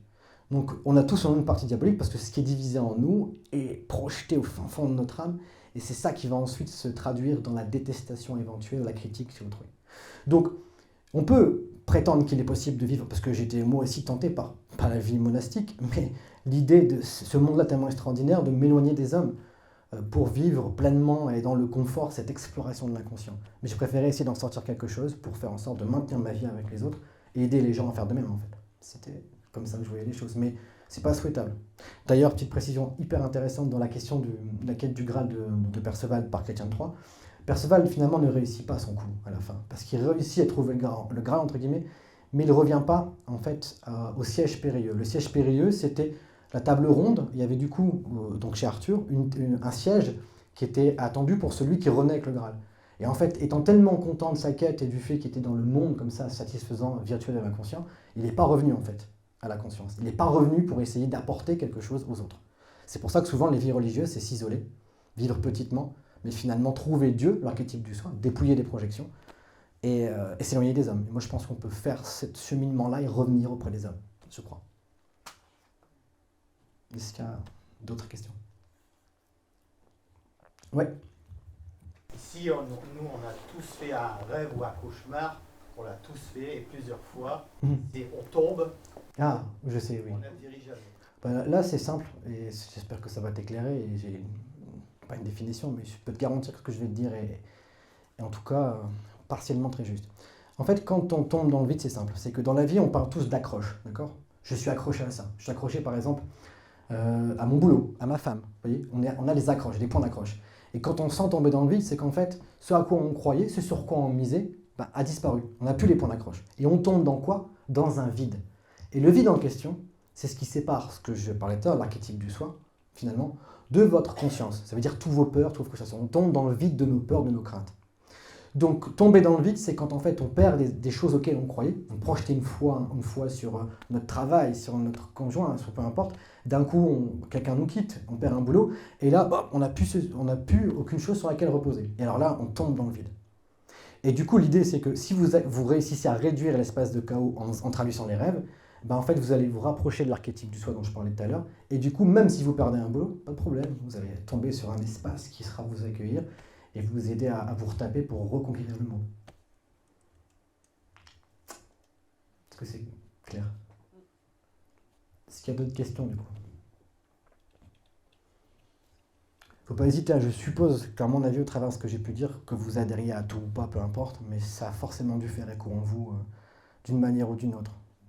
Oui. On a vu que les rêves avaient une signification, mais est-ce que c'est possible qu'il n'en ait pas? C'est-à-dire que on a tous fait des rêves plus ou moins sans queue de tête. Est-ce que... Alors la réponse est non. Mais tous, mais en fait on n'est pas toujours capable de le comprendre, il faut bien être clair. C'est-à-dire que Jung disait, il n'y a pas de rêve inintelligible, il n'y a que des gens pas encore capables de les comprendre. Et je vous garantis qu'il y a des gens ici qui ont travaillé avec moi des heures sur les rêves. On a passé des heures dessus. Quand je balance le rêve, au départ c'est « mais qu'est-ce que c'est que ça ?» Et d'autres personnes aussi avec qui. Et le travail qu'on effectue, parce qu'il y a un aspect que je n'ai pas abordé non plus, que je vais aborder brièvement ici parce qu'il est compliqué. Compliqué au sens où il faut avoir une culture mythologique et historique plus ou moins forte pour aller vers ce sujet-là. En fait, je parlais tout à l'heure, souvenez-vous du rêve de la dame avec du coup la maman qui brûle le poème. C'est un complexe inconscient. Donc si votre inconscient personnel, là où vos peurs se situent, est constitué de complexes, donc des complexes énergétiques, l'inconscient collectif, dans lequel se situe l'archétype du soi, lui est configuré d'un mot que vous connaissez qui s'appelle archétype. Un archétype, en fait, c'est une image autonome chargée d'énergie. Ça veut dire que c'est l'énergie qui peut venir se situer dans votre conscience et élargir la conscience. Et donc, il y a des rêves, et Dieu sait qu'on a traité ensemble, où il y a carrément des mécanismes symboliques, mythologiques en jeu. Plein. Alors évidemment, on va avoir parfois des mythes grecs, des mythes mésopotamiens, c'est dur à trouver, et des histoires On se dit putain, mais l'histoire, elle concorde, ou le personnage, on dirait, c'est le type d'un mythe. Et oui, parce que les mythes, c'est quoi? C'est des narrations qui mettent en évidence des principes fondamentaux pour l'humanité. Je dis une bêtise. Prenez l'histoire d'Hercule, Héraclès par exemple. Ben, il va signifier la puissance, le dépassement de soi. Jésus, le sacrifice pour l'autre. Vous voyez, donc il y a un archétype en nous, dans notre histoire commune. C'est comme si il y a ce qu'on appelle en biologie la phylogénèse. Ça veut dire en gros le fait qu'il y a un héritage du patrimoine génétique au travers de l'histoire. D'accord? Et il y aurait la même chose psychologiquement. C'est que vous croyez ou pas à certaines choses, ce sont les croyances qui ont structuré la civilisation. Les croyances au départ animistes, le fait de croire aux esprits, Avatar. Polythéistes, plusieurs dieux. Monothéistes, les plus récents. Et que vous le vouliez ou non, vous y croyez ou pas, ça existe en vous en fait. J'ai eu récemment un patient qui se disait agnostique, qui se disait particulièrement peu intéressé par la question religieuse, mais il disait, je sors avec une fille musulmane, et je me trouve quand même par rapport à elle, qui est plein de revendications religieuses, je me trouve parfois plus spirituel qu'elle. Et je crois pourquoi. Parce qu'il pensait que qu'une religion qui prétend véhiculer des vertus, on l'incarne forcément. Et je dis, écoute, de toute façon, que tu le veuilles ou non, t'es chrétien. Il me dit, non, je suis pas chrétien. Si, tu l'es, que tu le veuilles ou non. Pourquoi j'explique ça avec du coup ironie? C'est qu'en fait, les archétypes qui sont construits parce qu'on le veuille ou non, notre civilisation est chrétienne. Donc ça veut dire qu'il y a en nous les archétypes, les symboles du coup, qui coexistent dans l'inconscient collectif et qui ont des vertus. Donc que tu dis que tu as petite conscience, tentée d'intelligence, n'oubliez pas que la conscience, ça relève de 5%. On a 25% de subconscient et 70% d'inconscient dans nos actes du quotidien. Et ça, c'est de la neuroscience, c'est pas de la supputation psychologique. Donc il y a en nous des instances de valeurs situées au très fond de notre âme qui comprennent des vertus en fait. Et que tu te dises en conscience, oui, moi je pratique ou pas, c'est très secondaire. Vous avez traîné autour de vous des gens pas du tout concernés par leur religion, mais infiniment bons. On peut supposer qu'ils sont en lien avec ces archétypes-là, sans avoir besoin que leur conscience soit consolidée dans l'idée de véhiculer une appartenance religieuse. Donc oui, ma conviction, c'est que... D'ailleurs, il y a des thèses hyper intéressantes. Vous prenez par exemple la Seconde Guerre mondiale, ce que dit Jung sur Hitler, il dit « Je suis convaincu qu'Hitler était dominé par l'archétype de Wotan ». Wotan, c'est l'équivalent de Odin. Alors, vous connaissez Odin parce que maintenant il y a Thor et compagnie dans les Avengers, mais c'est un dieu de la mythologie du coup nordique, et Wotan c'est la mythologie germaine. Il y avait une inflation d'ego, donc il a supposé qu'il était pris par un archétype qui relevait d'un potentiel de puissance symbolique qui s'est construit tout au long de l'histoire. Parce que si, un exemple tout bête, pourquoi on n'a plus de pilosité aujourd'hui? Pourquoi on n'a plus de poils? Parce qu'en fait, l'évolution a fait qu'on a construit des maisons, donc plus besoin de pilosité pour se protéger du froid. Donc le gène a été éliminé, c'est logique. Et bien c'est pareil pour ce qui relève du coup les archétypes. Ça veut dire que les archétypes sont la même chose, des patrimoines génétiques psychologiques qui correspondent aux besoins évolutifs. Pourquoi on est passé à un moment donné de l'Empire romain au christianisme? Parce que l'Empire romain, c'était quelque chose de très, entre guillemets, axé sur la conquête. Mais quand on a tout conquéré comme territoire, finalement, il n'y a plus besoin de la force et de la puissance païenne. Donc il fallait l'amour chrétien pour bien habiter les lieux, finalement, que la Rome antique a pu conquérir par sa vision de conquête. Donc les croyances, comme par hasard, sont associées au principe démographique des périodes. Vous voyez, le paganisme, c'est quelque chose qui aurait de la conquête d'un espace. Mais si vous faites que ça, on voit dans la série Viking. C'est quoi la série Viking pour ceux qui l'ont vu? C'est à un moment donné, cette volonté de faire perdurer la puissance de combat, elle se laisse effacer progressivement au feu du christianisme qui lui permet d'habiter les lieux après les avoir conquis. Parce qu'on ne peut pas être toujours en rapport de force. Il faut cohabiter au bout d'un moment. Donc comme par hasard, les croyances, c'est bizarre, correspondent à la démographie et aux besoins de civilisation à des moments précis dans l'histoire. Moi je crois qu'en dépit du fait qu'après, alors la religion c'est autre chose, c'est comment elle s'empare d'une croyance collective qui émerge. Je veux dire, c'est bidon ce que je dis, mais Jésus n'a pas construit de religion. Et je vous garantis que c'est vrai. Il a prétendu qu'il y avait une communauté des cœurs purs qui tend à vouloir faire du coup de l'amour pour l'autre un principe vital, mais il n'a pas commencé à dire qu'on allait créer une entité physique. Ça s'est fait après en fait. Mais parce que l'homme a besoin de rationalité, de verticalité, et du coup il crée des structures, et on confond toujours ce pourquoi la structure existe de ceux qui la dirigent. Donc les croyances au cours de l'histoire, qu'on s'y réfère ou pas, sont en nous. D'ailleurs, c'était le propos intéressant des derniers Star Wars, que j'ai pas trop aimé, mais quand ils disent que la force est en nous depuis tout le temps, il y a une vérité là-dedans, ça en nous. Et en creusant derrière nos peurs, notre inconscient, on peut accéder à ces archétypes qui vont diffuser l'énergie et nous procurer le fameux charisme dont je parlais tout à l'heure. Je m'égare un peu, mais je pense que ces sujets sont intéressants. Est-ce qu'il y a du coup d'autres questions? Oui. Que les EMI sont des rêves? Non. Et les EMI, alors je précise ici, c'est expérience de mort imminente, pour ceux qui ne connaissent pas ça. C'est-à-dire les gens qui prétendent avoir vu, choses auxquelles je crois, je vous enjoins tous à regarder les documentaires. Il y a un documentaire sur YouTube qui s'appelle « Et si la mort n'existait pas ?» Ça dure 1 heure, c'est fascinant. Donc c'est du coup des personnes qui prétendent avoir vu du coup le tunnel, du coup être entrées dans une dimension différente et être revenus. Mon avis, c'est qu'il y a un espace inconscient autonome, si vous voulez, qui ne dépend pas forcément de notre présence, d'accord ? Et c'est celui auquel on accède définitivement à la mort. Mais entre deux, il y a justement la subjectivité et les rêves. Donc du coup, quand on va mourir, on traverse le champ de la subjectivité, un tunnel noir et au bout il y a une lumière. Donc, hypothétiquement, ça peut être justement tout notre enfer qu'on traverse en nous. Et derrière, il y a la possibilité, d'ailleurs c'est ce qui se passe systématiquement, est-ce que vous voulez rester ici ou repartir? C'est ce qui se dit chaque fois dans les EMI. À savoir, soit c'est Jésus ou une figure comme ça, forte, qui du coup parle à la personne et elle est prise d'un amour, c'est incommensurable, c'est l'amour total, l'énergie unificatrice dans laquelle elle est plongée. Et du coup, elle a envie de rester là, et il y a parfois quelque chose qui dit « retourne, tu dois aimer les gens », et puis elle revient transformée littéralement, systématiquement, du coup, de ce voyage-là. Je ne sais pas si ça vous parle, ça, vous avez dû entendre parler de tout ça. Donc en fait, je crois que l'espace des EMI, c'est l'espace définitif, en fait, vers lequel notre âme se dirige, et l'espace des rêves, c'est l'espace qu'on peut qualifier d'intermédiaire. Je ne sais pas si ce que j'ai dit est clair. Est-ce qu'il y a d'autres questions, du coup? Ou pas? Oui. Dans un rêve, il y a toujours un message. Systématiquement. Alors, un message, parce que c'est... Oui, dans le sens où je dirais qu'il y a quelque chose à comprendre, quelque chose d'intelligible qu'on peut saisir, mais parfois des messages plus urgents, comme tout à l'heure quand j'expliquais du cauchemar, qu'un électrochoc, là c'est un message urgent en fait.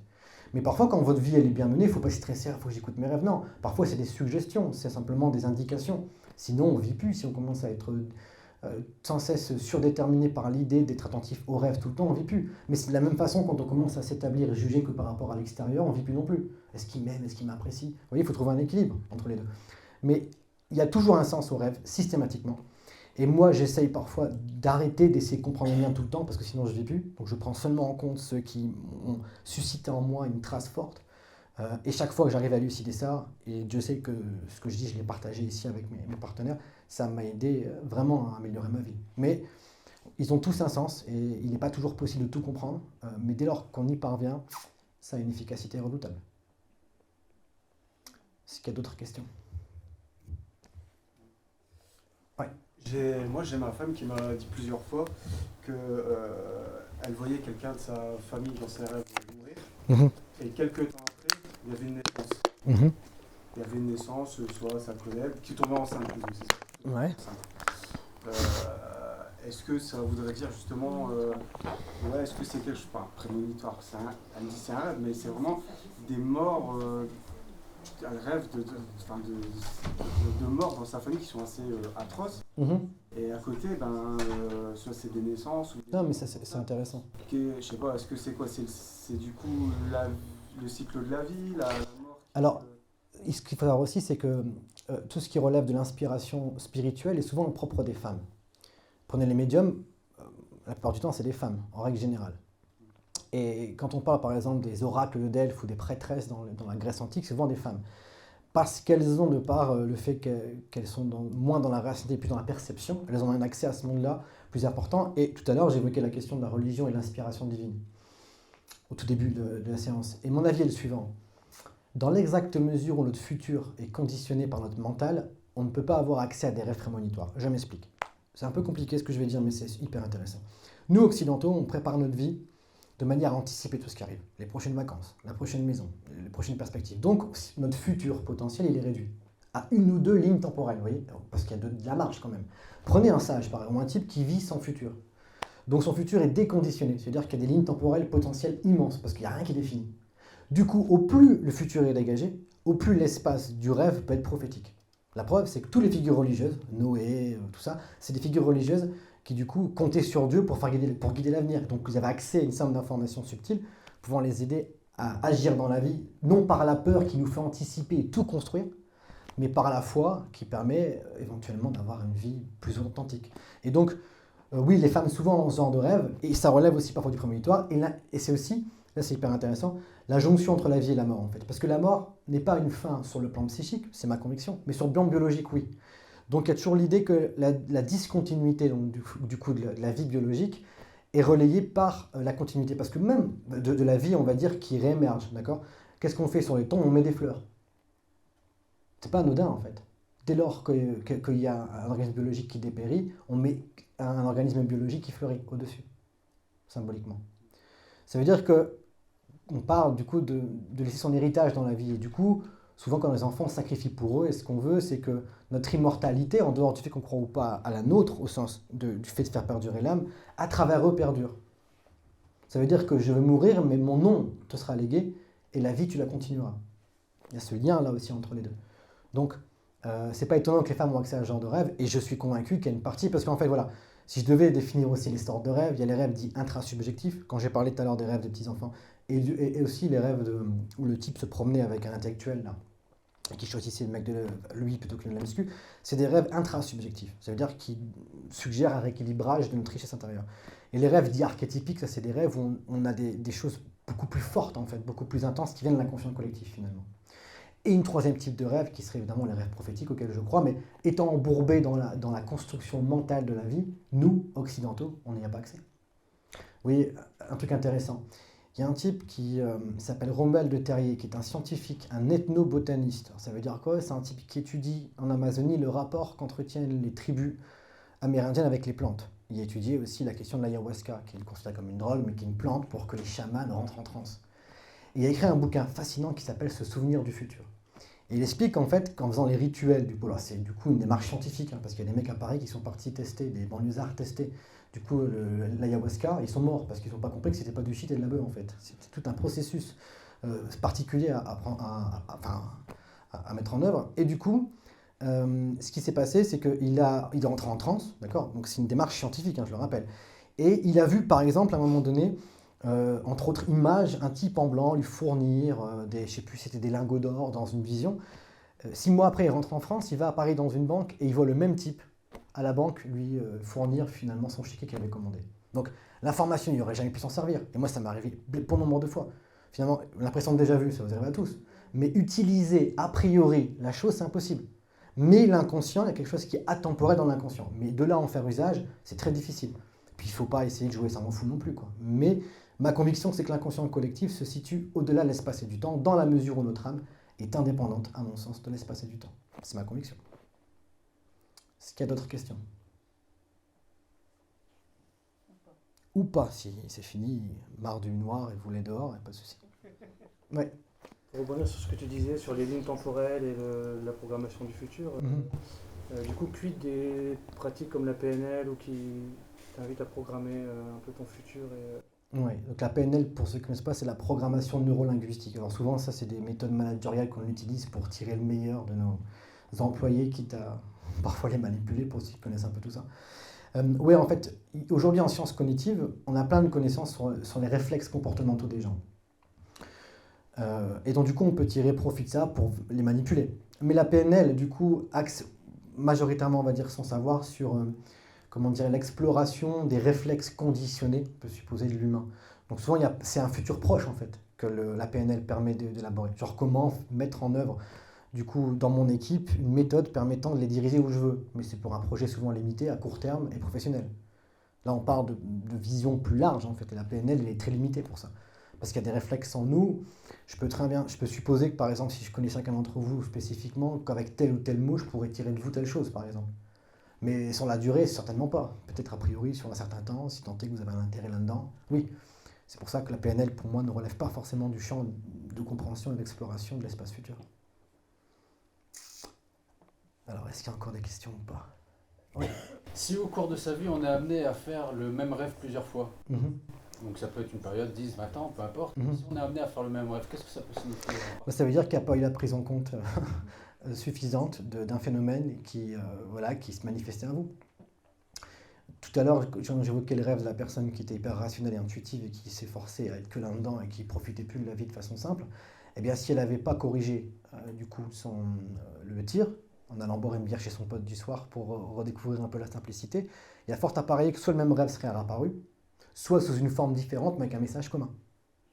Parfois, voilà, le même rêve, en plus si c'est exactement le même rêve, je dirais pas qu'il y a urgence, mais il faut Mais si on n'arrive pas à le décrire, c'est quoi? Ah bah évidemment, alors, ce que j'explique là, c'est des découvertes, donc j'imagine que tout le monde est novice ici, et qu'on rentre dans un terrain pour moi nouveau, qui est du coup le terrain à partir duquel on peut viser du coup à l'avenir une vraie indépendance, et pas une indépendance calquée sur nos suggestions, devenez indépendant, faites un crédit en banque, je caricature, mais le besoin d'indépendance et de liberté, il est intrinsèque. Après, il s'applique dans les suggestions qu'on vous fait. Donc moi, je pense que c'est un moyen par lequel on peut vraiment aller vers l'indépendance. Et il se trouve, évidemment, qu'on ne comprend pas toujours les rêves, mais parfois, et là c'est intéressant aussi, c'est qu'il arrive qu'il ne se répète plus le rêve. Ben, il y a une opportunité de vie, une nouvelle rencontre, quelque chose qui a permis l'expression de nouveaux sentiments. Et alors, parce qu'il y a eu changement, cette opportunité de vie, le rêve disparaît. Mais souvent, les rêves qui se répètent, c'est les gens qui ont une vie sclérosée, en fait. Vous voyez, une vie de répétition constante du même quotidien. Et là, l'âme, elle hurle, arrête. C'est que tu pars en vacances, par exemple, tu restes dans l'hôtel. Tu vas dire, bah non, le voyage que je fais ici, c'est pour profiter de l'environnement. Bah, la personne qui vit une vie monotone, c'est pareil. Je ne sais pas si vous voyez l'analogie que je fais ici. Donc souvent, les rêves récurrents, c'est des personnes qui ont des modalités de vie essentiellement axées sur une répétition d'une habitude. C'est pour ça qu'il y a beaucoup de gens qui picolent, et c'est la vérité. C'est que ne trouvant pas un moyen de varier et de diversifier l'exaltation de l'âme, ils trouvent un moyen, on va dire, biochimique qui permet de générer des hormones facilement, et ils créent une dépendance physiologique. Ça répond à un besoin d'émancipation sur le plan corporel, finalement, enfin qu'on compense au plan corporel.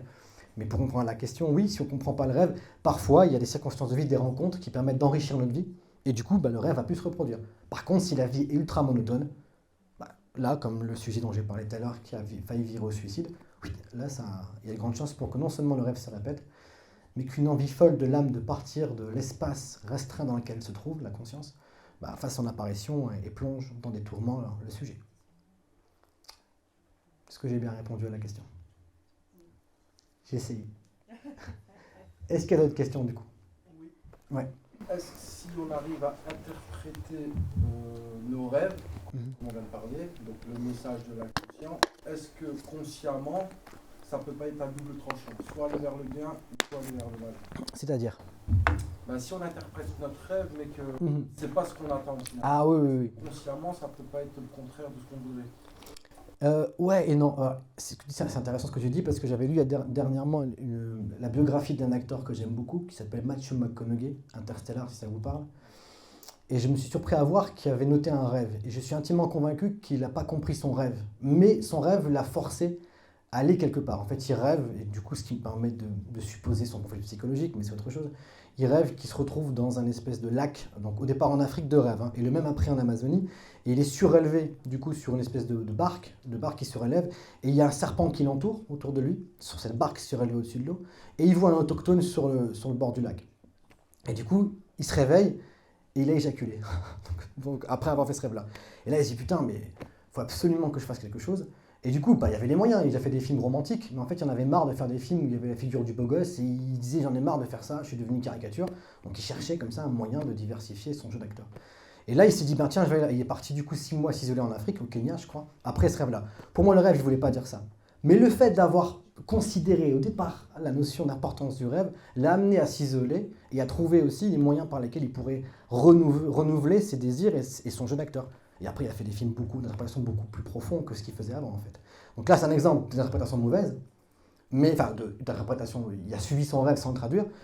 A contrario, du coup, par exemple, tout à l'heure, j'ai montré, c'est hyper intéressant ça, j'ai montré le rêve de Nabuchodonosor avec Daniel, le prophète. Donc en fait, Nabuchodonosor est un roi de Babylone, et il en avait marre de ces experts qui traduisaient mal pour lui les rêves, parce qu'à l'époque c'était important, à l'époque finalement il n'y a pas de télévision, donc les images qu'on avait, ils étaient là, donc on les traitait, on en parlait, et ça avait une importance centrale dans la vie des gens. Et donc du coup, se rendant compte que pour lui les traductions ne sont pas terribles, il décide du coup de demander à Daniel, qui était un petit juif, parce qu'à l'époque en Babylonie les juifs n'étaient pas forcément les bienvenus, en tout cas pour certains, mais lui était particulier, donc du coup il demande de traduire son rêve, et courageusement, Daniel lui dit ce qu'il pense, parce que c'est un roi, il peut trancher à tout moment la tête. Il lui dit, écoute, le rêve, c'est... Donc il voit comme ça une boule d'une montagne qui s'apprête à impacter un individu qui avait une partie du haut qui était en or, la partie en airain, une partie en argent, enfin bref. Et il traduit le rêve en disant, écoute, toutes les couches qu'il y a sur le type, c'est des civilisations antérieures. Toi, tu es la dernière, Babylone, et ta civilisation va sombrer, en fait. Et lui, il n'a pas voulu croire ça, en fait. Il n'a pas voulu croire le rêve. En disant, non, pas possible, Babylone, on a toujours l'impression, c'est comme nous. Hein. Nous, on s'imagine que notre civilisation, ça y est, on a atteint le summum, l'économie, le capitalisme. Or, rétrospectivement, le monde a changé d'idée régulièrement. Sur, on peut dire, 10 à 12 000 ans d'organisation collective, ça a changé. Donc, pour répondre à ta question, Gauthier, les rêves, en fait, parfois, la signification, j'ai eu des cas de figure où j'expliquais à des gens, et ça m'arrive régulièrement. Un ami à qui j'ai parlé il y a 2 jours, il me dit un rêve, je lui dis ce que c'est, mais il est fuyant, parce que s'il prend en compte ce que je lui dis, évidemment qu'il faut se responsabiliser. Donc, il y a une tentative de l'ombre de venir parasiter l'interprétation pour maintenir le confort de la conscience et le fait de se sentir virtuellement sécurisé dans une configuration habituelle. Donc le danger, c'est quand on comprend mal, ouais, c'est, quand je parlais du rêve de Nabucodonosor, c'est de ne pas écouter quelque chose et du coup de ne pas réussir à anticiper éventuellement ou simplement élargir les possibilités pour ne pas avoir à terme des déboires quelconques. Donc c'est dangereux, dangereux je ne sais pas, parce que aussi sur Internet, il y a floraison de traduction, mais le problème c'est que, alors pour traduire un rêve, j'ai raison de traduction, mais le problème c'est que, alors pour traduire un rêve, je vais parler un peu technique, mais il y a 2 manières d'opérer centrales, c'est du coup l'association, donc par exemple, je sais pas moi, mais une montre pour une personne, c'est une valeur universelle, mais par contre s'il s'agit de la montre du grand-père qui vous a légué, c'est une valeur subjective. Donc en fait, il faut voir ce à quoi la personne associe l'objet qui est dans le rêve, par exemple. Donc, théorie de l'association. Et après, de l'amplification. C'est que là, on doit prendre une loupe grossissante et grossir l'émotion qu'il y a derrière. D'accord? Donc, ce qu'on voit sur Internet, ça ne peut pas marcher, en fait. Parce que je parlais du petit chat pour le garçon tout à l'heure. Le chat, notamment dans la mythologie égyptienne, ça a plein d'acceptions différentes. Et là, c'était approprié parce que ça correspondait à sa subjectivité. Mais par contre, il y a des gens qui pensent qu'ils peuvent comprendre un rêve comme ils combinent finalement des Lego. Non, il y a un monde intérieur que tu interprètes toi, et derrière lequel il se trouve une énergie universelle, et tout s'entremêle. Donc pour décortiquer ça, il faut avoir une connaissance très forte de la personne, et en même temps des mécanismes humains qui sous-tendent finalement l'individu. Voilà, est-ce qu'il y a une dernière question éventuellement? Et après on pourra arrêter. Ou pas.